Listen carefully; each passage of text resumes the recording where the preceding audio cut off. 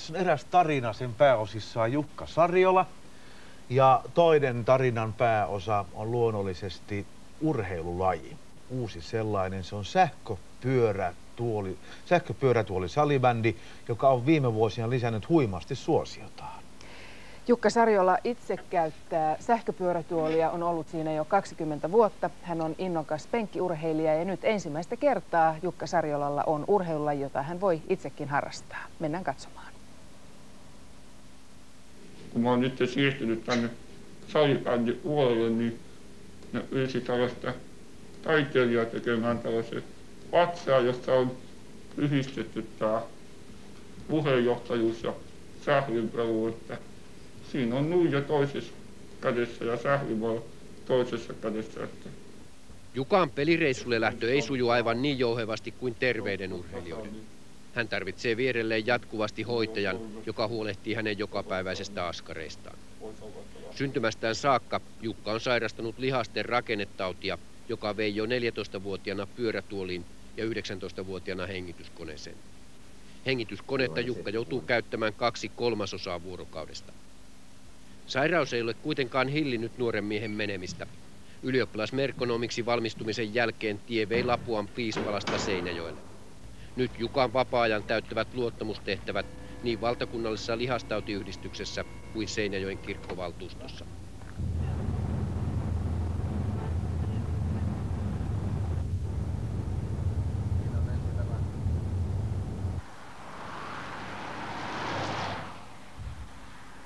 Pari vuotta sitten innokas penkkiurheilija pääsi toteuttamaan itseään ensimmäisen kerran urheilijana.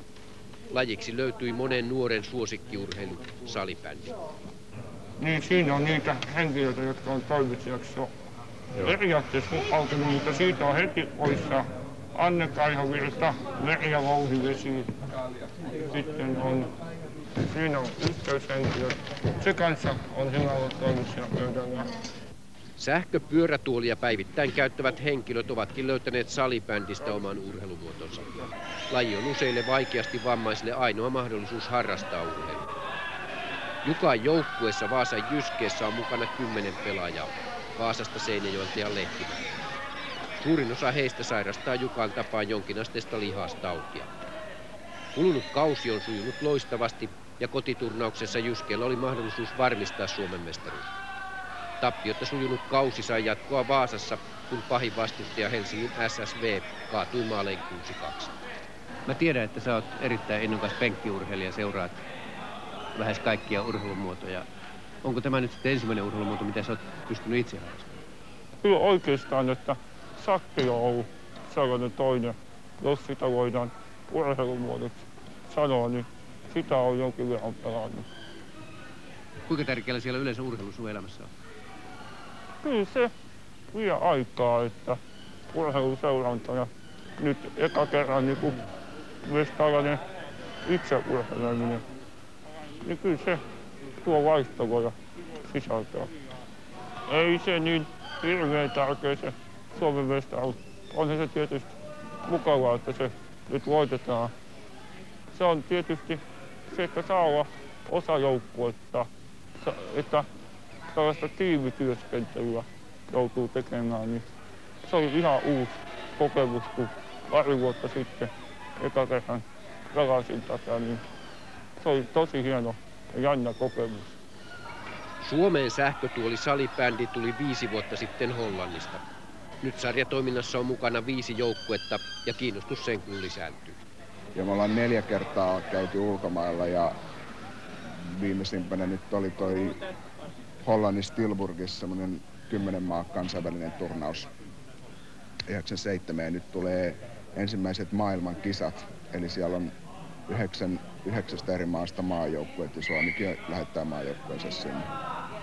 Kuinka tärkeällä siellä teidän sähköpyörätuolia käyttävien toiminnassa tällainen urheilulaji on? Kuinka tärkeä se on sinulle esimerkiksi? No kyllä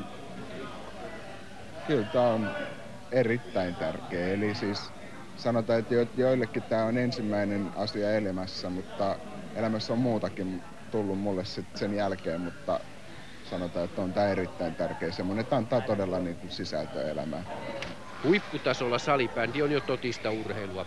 ja lajin odotetaan pääsevän mukaan jo Sydneyn paralympialaisiin vuonna 2000. Sähkötuolisalibändiä voivat harrastaa kaikenikäiset. Vaasan SM-turnauksen nuorimpiin, vaan ei heikoimpiin, kuului joensuulainen 10-vuotias Joonas, joka pyöritti välillä muut lähes pyörryksiin. Onko se hyvä pelaamaan? No, en tiedä. Oletko tehnyt maaleja tänä vuonna? On pari. Miten tässä pelissä käy nyt, joka on tällä hetkellä menossa? No, meidän joukkue on joholla 2-0. Pysyykö loppuun asti jo? Pysyn. Kyllä ne saavi maaleja ihan. Näin, Joonas. Ylipäätään tuo pyörätuoli ei ole este liikunnalle. Mä oon ollut itse katsomassa pari kertaa, ei sähköpyörätuoli, vaan pyörätuoli koripallo. Ja pitää sisällään.